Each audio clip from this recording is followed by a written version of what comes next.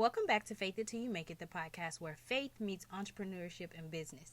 This is episode 7, and we're going to discuss whether or not entrepreneurship is for you, the pros and cons, and what you should think about before deciding to become an entrepreneur. My mom is always so great about telling me to do my research before I really dive into something.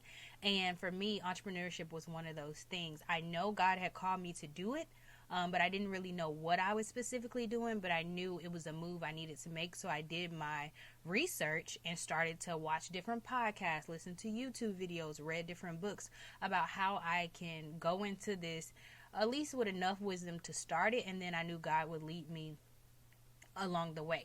So I want to give you some of the pros that I have learned over time, and then some of the cons too, because I want to give you a full picture of what entrepreneurship really looks like.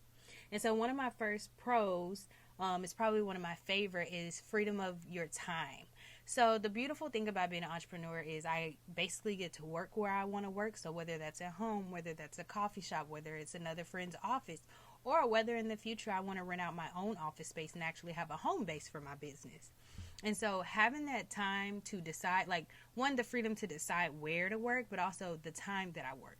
There are times where getting up in the morning and from 9 o'clock to 5 o'clock, running my business, it works great. But then there is times where I feel like my creative brain kicks in at maybe 9:30 p.m. And that means I'm staying up and working and using that creativity that has just sparked, right?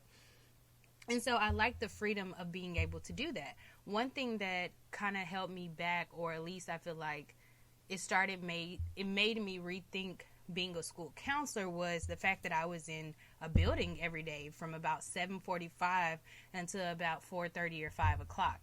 That really constrained my day, and I started to feel like, wow, this job is really taking my whole day, like Monday through Friday, and the only time I really feel like I can breathe is on Saturday and Sunday. And I knew I didn't want a life like that. There are some people that can work great on those type of restraints, and that's all they wanted to do. But for me, I just had this really strong sense that there has to be something more.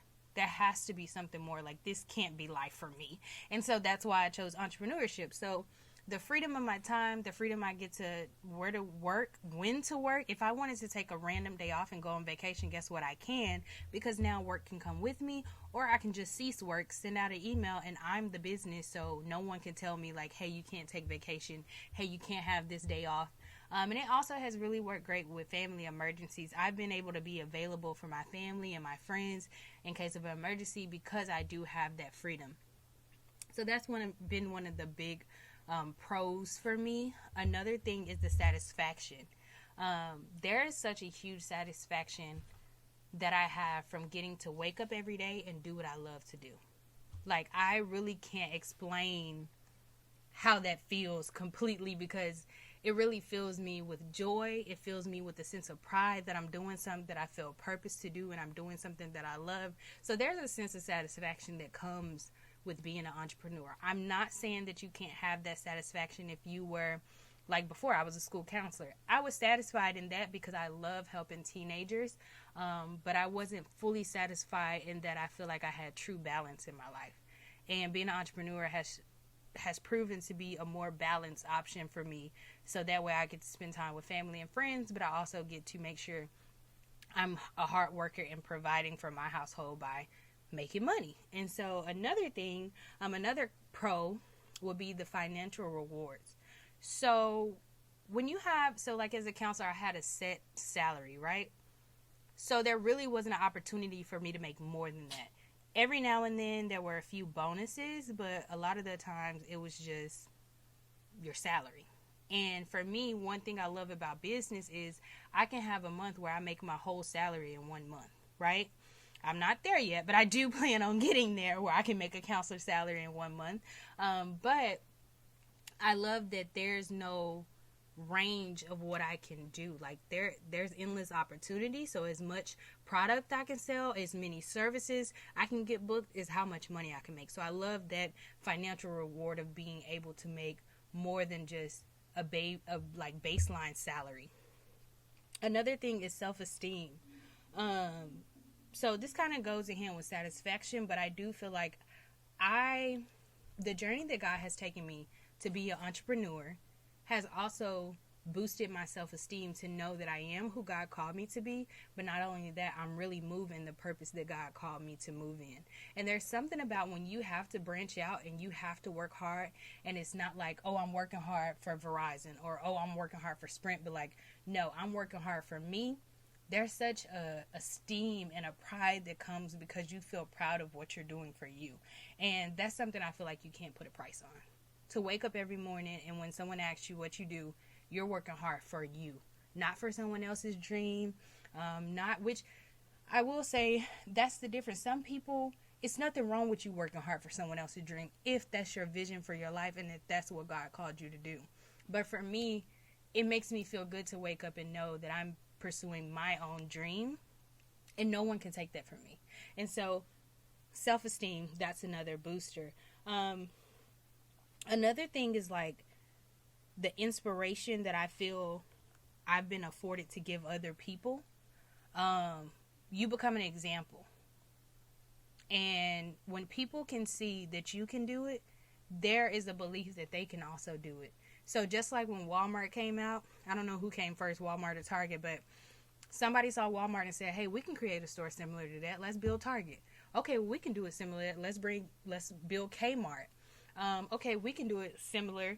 Let's be a Kroger. Let's be a H-E-B. Let's be, people, one person saw that there was a need and they knew that it was their dream and they did it and other people saw it and were inspired by it. So now they're able to go off and do the same thing.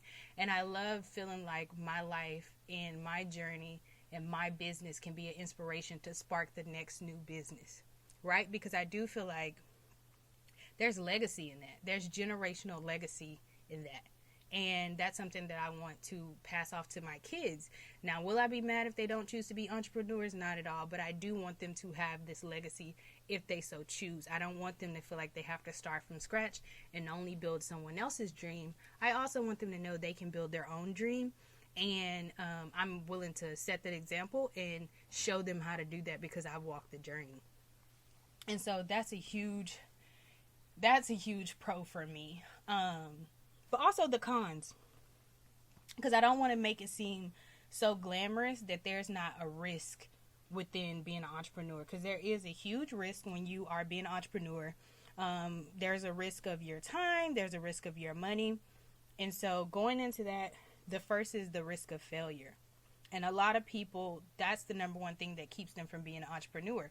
You can fail as an entrepreneur, but the amazing thing about failure is you can learn from that experience and keep going, right? There's so many people that say, oh yeah, I started this other tech company, but it didn't work. So now I started Apple, or you know what I'm saying? Like, it's so many pieces to failure that you can take to create your next big thing. So yes, risk of failure is a con, but in the end, it actually becomes a pro because you can still learn from your failures. You can still grow from that and use it for your next big thing. Or say you're an entrepreneur and it didn't work out and you fail, you could take those experiences back to being somebody's VP, back to being the president of a company or a director and lead, because now you have the experience of seeing it firsthand and doing it on your own. Another con is the obstacles. There will be obstacles that can come in the way when you are an entrepreneur. And that is the realistic view of anything, because there are going to be obstacles on a regular job. But as an entrepreneur, I will not shy away. There will be obstacles. You're going to have to persevere. Some of them you'll even have to solve by yourself. There won't always be an answer or an immediate answer that you may get from watching a YouTube video or you may get from calling someone. Some of the answers and decisions you're going to have to make are the decisions and answers that you reach on your own. And I really believe that's the importance of incorporating faith, incorporating God into your business, because that's where you can really lean on Him and He will give you those answers. But don't mistake it at all. With entrepreneurship, it's not all pretty and there will be obstacles. So if you're looking for a risk-free, obstacle-free option, entrepreneurship will not be the direction you should go. And that's just the truth behind it. Another con is loneliness. I cannot tell you how many nights I've spent doing this alone. Of course, I love when I can meet up with other entrepreneurs and we can share ideas, but a lot of the trial and error of being a business owner, you will do alone. And a lot of people sometimes won't understand your vision. They won't understand why you're doing what you're doing, how you're doing it. I've even felt like the frustration of asking somebody for like advice, and it doesn't hit because only I can truly see the vision that God gave me. And so I'm upset because I'm asking someone who didn't have the vision. It's almost like it's funny, I was talking to a friend earlier and I told her it's like going to McDonald's but asking for a Whopper. Why am I going to a place that doesn't sell what I need to ask for what I'm looking for, right? And so a lot of being an entrepreneur is that you're going to have to do a lot of things alone. And that doesn't mean that God won't at times send you destiny helpers. He definitely will, because I've definitely met some people that I knew came at the right time to help me with my business. But a lot of things you're going to have to do is alone.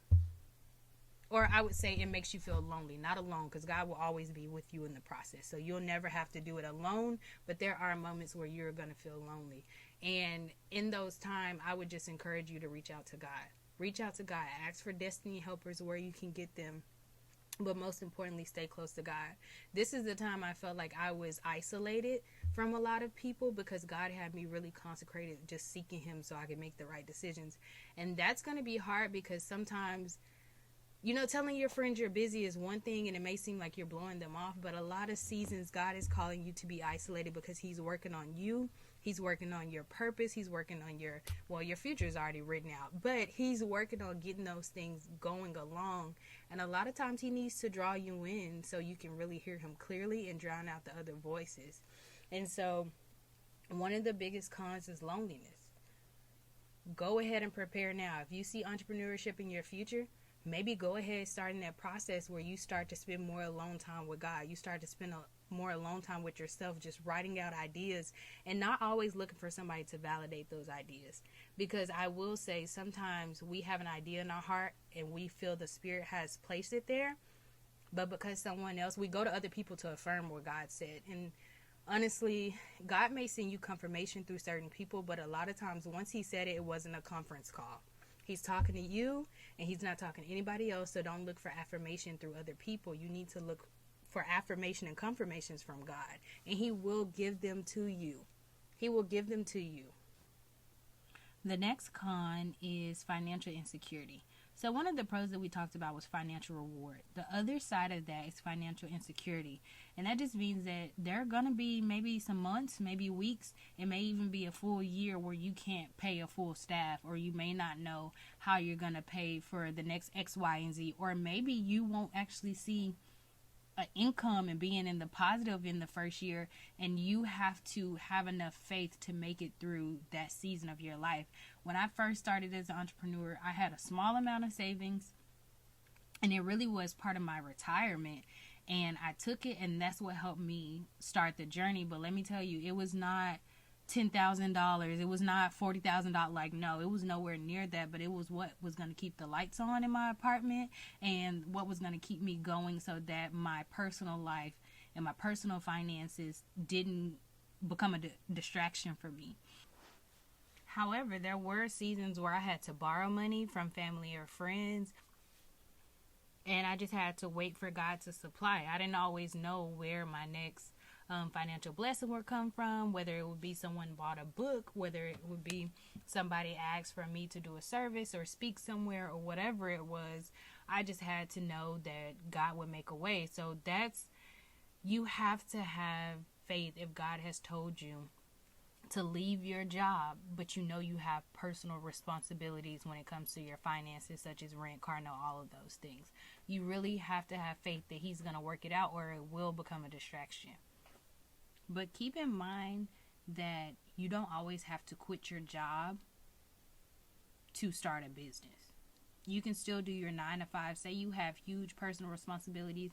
And I will also say this is for people who may be head of households. Maybe you're a husband and you have to still provide for your family. Or maybe you're a single mom and you still have to provide for your family.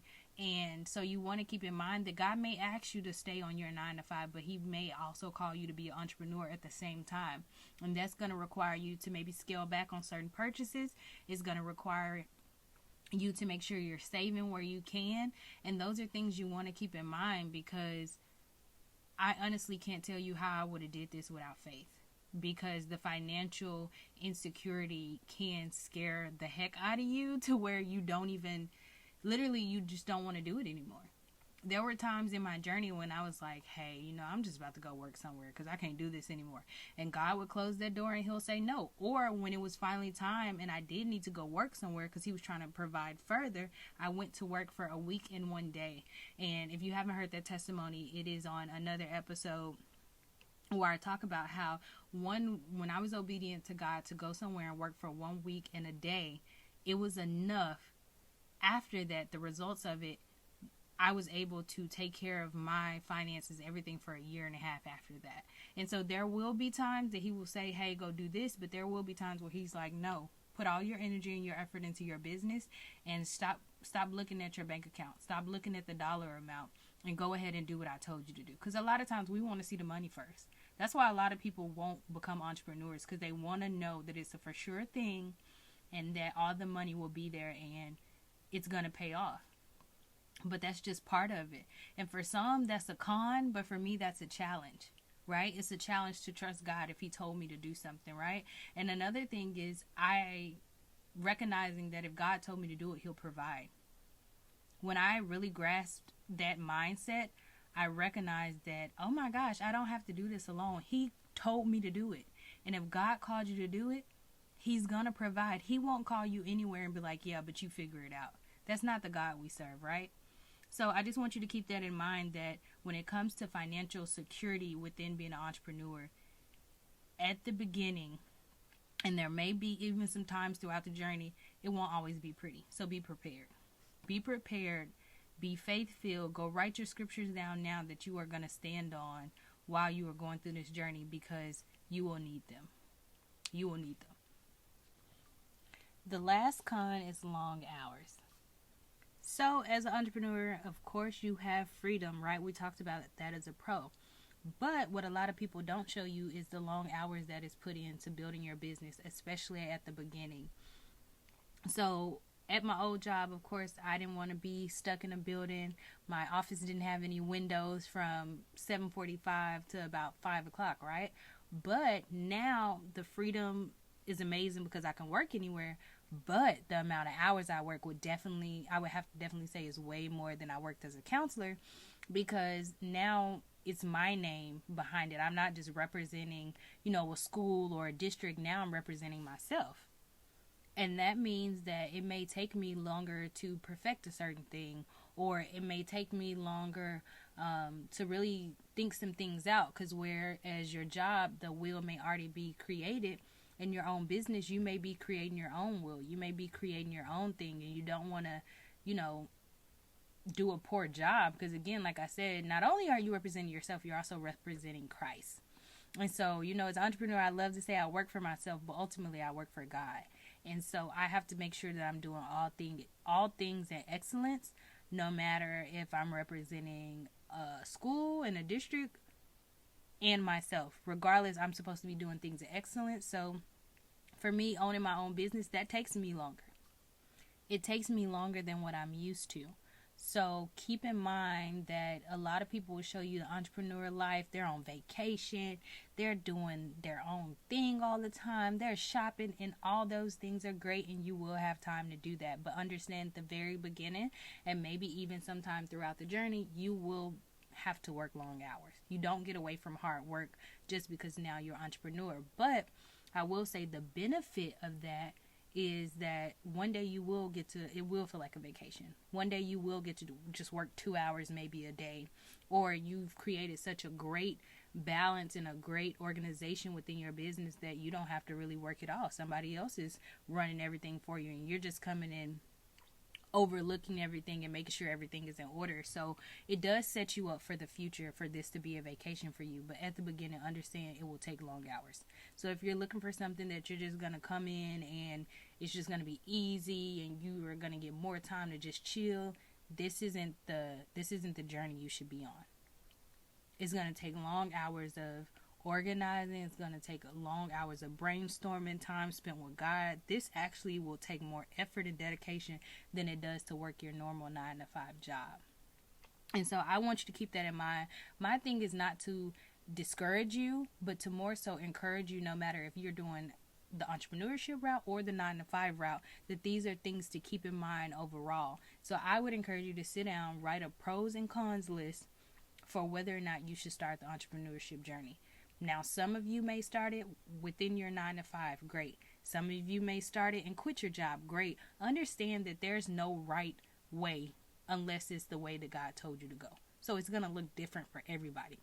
For some, God may tell you to do it this way, but the other of you, God may tell you, hey, leave that job immediately and come do what I told you to do. But for you, you need to hear that on your own before you just jump out and do it, right? So yes, it's going to take faith. Yes, it's going to take you to have some courage, but the most important thing it's going to take is obedience. So if God is telling you to stay, make sure you're staying. If God is telling you to leave, make sure you leave. And remember, slow obedience is still disobedience. I have to tell myself that all the time because I will procrastinate and God is like, hey, that wasn't an option when I told you to do that. That's something I need you to go ahead and do. And so keep that in mind. And I want you all to share this with someone who is on the brink of trying to decide whether or not they want to be an entrepreneur. Because these are things that they really need to be kept in mind because they're real. Being an entrepreneur, right now is trendy and it sounds great, but it's real work behind it. And why waste your time if it's not something you're supposed to be doing, right? And so sit down, make your pro and con list, share this with a friend. And if you need help with your list or you just need somebody to brainstorm with, feel free to DM me. Remember, my Instagram is @Clarissa_Christine. And send me your questions, send me your thoughts, and I can kind of help you or at least guide you and send you maybe some scriptures or some things that helped me when I was starting my entrepreneurship journey. And so ultimately, I want to congratulate you and encourage you, regardless if you've chosen entrepreneurship or you've chosen to work your 9 to 5 and be the best that you can be there. I want to encourage you and congratulate you either way because both take hard work. It takes hard work not to try to follow trends and be like everybody else and leave your job. And it takes hard work to leave what's traditional and start something new that you may have not seen before you. So it takes hard work to do both. And I congratulate both parties and I encourage both parties. Just make sure that you are keeping in mind and doing your research before you start this journey because it is just that. It is a journey. It's not a one and done. It's not a, that's not what it is. It's a journey and it's so beautiful because God walks alongside you and who you become is going to be one of the best rewards of your journey. So that is it for today. And as always, I pray y'all have a great week. And I just hope that you all send me some testimonies because maybe you're like, hey, this hit home. I know I'm supposed to start and I'm ready to start. And some of you may say, hey, you know what? You actually confirmed that I need to stay exactly where I am because God can bless me here. Either way, make sure you send me a DM or email to let me know how you feel. So have a great week and we will see you next week.